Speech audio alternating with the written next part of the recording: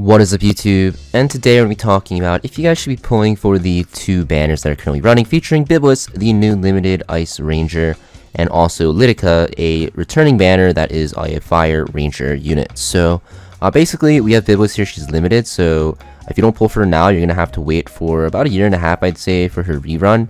Of course, you can always get her from like a triple custom banner, but for her individual banner, it'll take some time for her to rerun.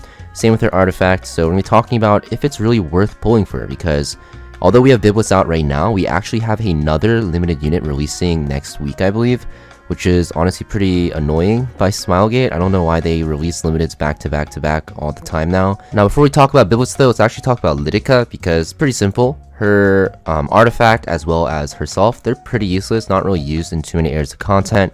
The only reason Litica's banner is honestly running is because we have Blooming Litica, the limited Litica, coming out next week. So if you want to pull for her memory imprints, you pull her on this banner, and then you could pull her or pull the limited Litica on her own banner and imprint it. But that makes no sense either, because Fire Litica's artifact is non-limited and is pretty bad. You're just way better off pulling for the dupes on the limited banner as well.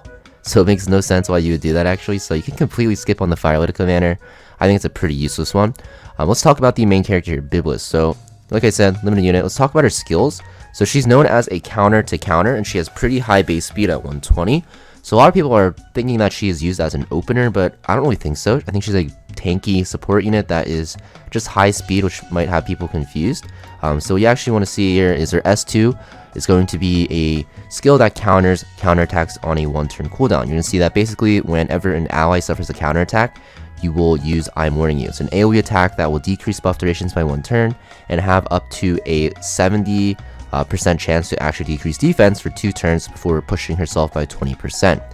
Her S3 is an AoE attack that decreases buff durations by 1 turn and decreases hit chance, and also grants a barrier to all allies for 2 turns, and that barrier strength will increase proportional to that ally's health. So a lot of people think that she is an opener, but I'm pretty sure she's not. I think you're just way better off having her just sit there, be tanky, and just get a lot of S2s off, because this has only a 1-turn cooldown, right? Meaning that she will stay alive for a long time and get this off a lot. Decreased defense is very powerful, especially because it's a 2-turn decreased defense. And her S3 doesn't seem that powerful on turn 1. Sure, you can like decrease buff durations by 1 turn, but decrease hit chance and barrier is like not that powerful, to be honest. So I don't really think it's worth building her fast enough to go first. Doesn't really seem like it'll do anything. It's not like an Angel of Light with like a silence and unbuffable, which is crazy powerful.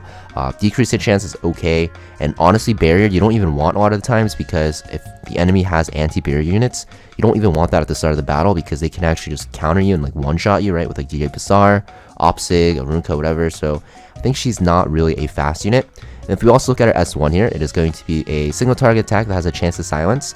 If the target is silenced after you attack, similar to Angel of Light and also Noggle, you'll actually see her pushback. So yeah, it just really looks like she wants to be a slow bruiser, kind of built like Angel of Light, like a slower Angel of Light, where you're super tanky with like effectiveness, because you want to actually push back units, silence them, and you also want to apply that defense break. Now comes the question, is Byblis actually good? So yes, she's pretty decent against counter units if you build her stone tanky, actually pretty strong, I'd say.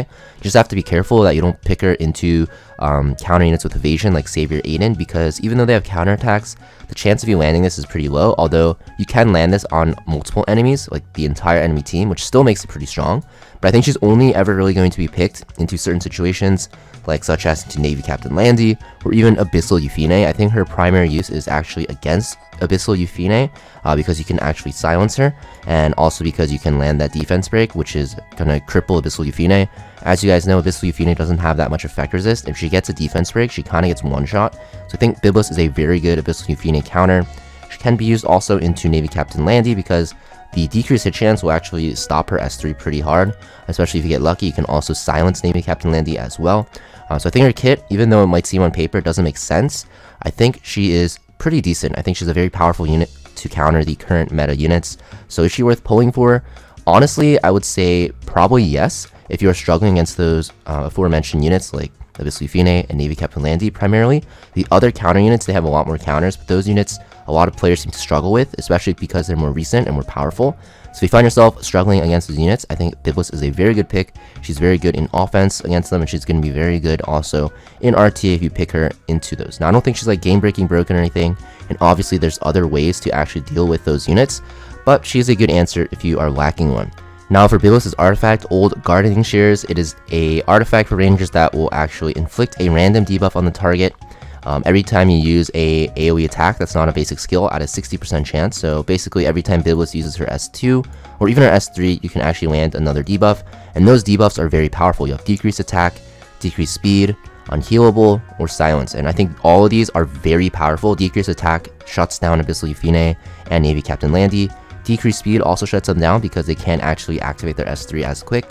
Unhealable, obviously they both have built-in healing, right? Navy Captain Landy on her salvo, and Abyssal Yufine is always running a lifesteal set, so this is very good. Or silence, and silence is very nice because, like I mentioned with Byblis' S1, you can actually stop them from actually using their S3, and with that silence, if you actually attack them, you'll see her push them back again. Tied in with this effect, you see that you actually have a chance to grant stealth to the caster for 1 turn every time you use that AoE attack. So actually, you can actually keep Byblis stealth, right? So this has up to 100% chance at max rank. Honestly, this is going to be very powerful on her. I see some people running her on high speed Guiding Light. I think that's very wrong. I think she's way better off on Old Gardening Shears from what I've tested in Guild Wars offense, or not Guild Wars offense, Arena offense, and from that one game in RT I've had. Byblis is a pretty decent unit, I'd say, against counterattackers like the meta ones with Navy Captain Landy and Abyssal Yufine that are just running rampant. And honestly, she is pretty decent with cleave as well, because a lot of anti-cleave teams have counterattacks, so you can use her to actually use this S2 and defense break the enemy or have an extra chance. So for example, if you have a Ran, you S2 with Ran, you S3, and then unit dodges, and then counterattacks like Savior Aiden, you have another chance to land a defense break if Ran missed it, especially because Byblis can be run on very high effectiveness. And the very nice thing is Byblis can actually activate her S2 when it's not her turn, making her a very powerful unit. But I think mostly for general players here, you're going to run her into Abyssal Yufine and Navy Captain Landy as a counter to them. She's pretty strong. I wouldn't say she's game-breakingly broken right now, but from what I've tested from her in Arena Offense and RTA, she seems pretty decent. The sample size is obviously pretty small though. Now, if you guys are still hurting on bookmarks and you guys don't know if it's worth going for her and spending all of your currency, what I recommend is actually waiting for next week and waiting for Limited Lydica's skill kit to be released. If Limited Lydica is just way better. Obviously, you can choose between Byblis and Limited Lydica and which one is going to be more worth it for you. So definitely, instead of pulling right now, if you're hurting on bookmarks, what I recommend is actually waiting till next week and seeing the release or skill kit release for Blooming Lydica, which I'll make a video on, and then you can choose which one to prioritize. But yeah, pretty much it for this video. Thank you for watching, and as always, if you guys found this helpful, make sure you guys leave a like, and I'll see you guys next video.